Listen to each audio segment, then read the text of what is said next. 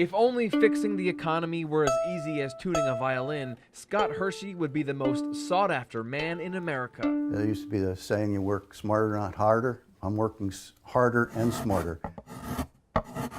Hershey carved a new business for himself on Main Street 5 years ago. But lately, he's repairing more violins than selling new ones, a symptom, he says, of the economy. It's giving my customers a problem. And so I need more customers to make up that same volume of business. Yeah. Like many voters, Hershey is fed up with Washington politics and plans to exercise his frustration. I'm voting against what's going on now just to show them that we're done with this. We're just done with it. He's a registered independent who voted for President Obama in the last election, but not this time. I feel cheated, I feel cheated that my vote didn't really count for much.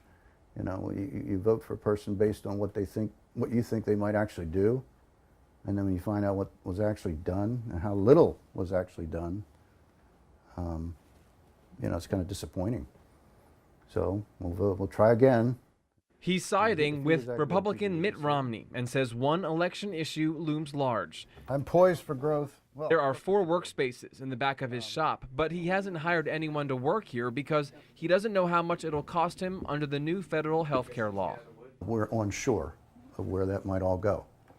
So we're stand back a little bit and say, let's see how the dust clears here and see how we land on that policy and see if we can either have it or get rid of it, or I don't know. But there are a lot of opinions on Main Street, and 3 doors down, it also looks a little askew.